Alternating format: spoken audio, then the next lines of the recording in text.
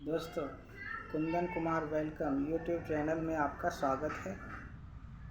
और आज मैं आया हूँ आपके सामने एक श्री कृष्ण का एक श्लोक और प्रवचन लेकर, क्योंकि आप लोग ने कहा था कि आप ज्ञान की बातें बताते हैं, तो इसी तरह का और भी वीडियो बनाएं जो कि हम लोगों को सहानुभूति देता है, मोटिवेशन देता है।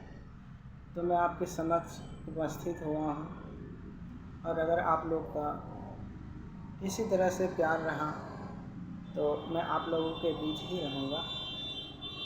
तो दोस्तों, श्री कृष्ण कहते हैं, मंदिर जाने से क्या फ़ायदा अगर तुम अपने जीवन में अच्छे कर्म न करो, अपने कर्तव्यों को पूरा न करो, तो क्या फ़ायदा होगा।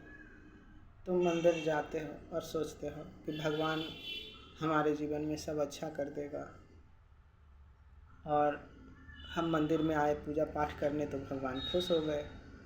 परंतु ऐसा नहीं हो सकता, क्योंकि खाना जब तक तुम बनाओगे नहीं तो अपने से खाना थोड़ी ना बन जाएगा। इसीलिए अपने कर्तव्यों के साथ साथ मंदिर जाओ तो ईश्वर प्रसन्न होते हैं। कर्म है तुम्हारे कर्म फल के लिए, जो तुम मंदिर से चाहते हो कि हमें अच्छे फल मिले, वो तुम्हारे कर्म से मिलेंगे। और मंदिर जाने से सिर्फ मन की शांति मिलती है, और मन की शांति भी तब मिलेगी जब तुम्हारे कर्म फल अच्छे होंगे। अगर तुम्हारे जीवन में कर्म का फल कुछ है ही नहीं, सब खत्म है, बर्बाद है, तो तुम्हारा मन शांति होगा मंदिर जाने से। एक ही उसका परिणाम है जब हो पाता है कि जब तुम इस संसार का त्याग कर दो, तुम्हें संसार से कोई लेना देना हो ही ना, और बिल्कुल सच्चे हृदय से ईश्वर के समक्ष चले जाना है। और जो ईश्वर के समक्ष सच्चे हृदय से जाता है, फिर उसके लिए मंदिर कोई रास्ता है ही नहीं। उसके लिए तो डायरेक्ट वो ईश्वर ही दरवाज़ा है, वही मंजिल भी है। तो ये जो है मंदिर जो हमारे आसपास बहुत सारे हैं, उसमें ईश्वर वास करते हैं, ऐसा हम लोग को बताया जाता है। परंतु वह जो है हमारे जीवन जीने का तरीका सिखाते हैं कि हाँ, ऐसे ईश्वर थे, ऐसे चले थे, हमें भी उनके बातों का अनुसरण करना चाहिए। पर हम लोग अनुसरण के बजाय हम क्या करते हैं, हम चाहते हैं कि भगवान हमारा सारे कष्ट दूर कर दे, और जो काम हम नहीं करते वो भी हमारे ईश्वर कर दें। क्या ऐसा होगा? नहीं होगा दोस्तों, कभी भी ये मत सोचना।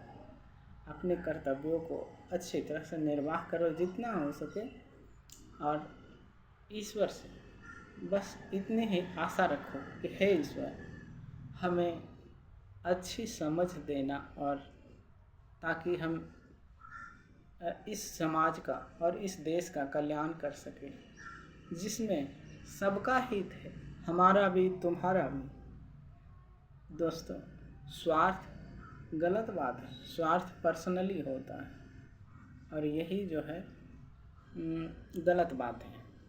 जानता है सब लोग, पर स्वार्थ में आता है। हाँ, जो तुम्हारा हक है उसे स्वार्थ नहीं कहते हैं।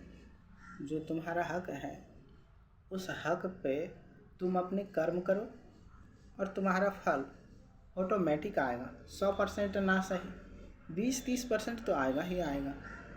अगर वो भी ना आए तो दोबारा कर्म करो। चींटियों को देखते हो ना, चींटियाँ 17 बार चढ़ती है दीवार पे, फिर गिरती है, 18वां बार में चढ़ती है। तो तुम्हें भी ऐसा करना चाहिए। उसके पास न दिमाग है न हाथ है, फिर भी वह जीत जाता है अपने इस परिश्रम में। तुम्हारे पास तो सब कुछ है, तुम्हें किस बात की गम। और तुम तो अभी शारीरिक रूप से जवान हो, शक्तिशाली हो, जो चाहो वो कर सकते हो, बूढ़ा भी नहीं हो, बच्चा भी नहीं हो।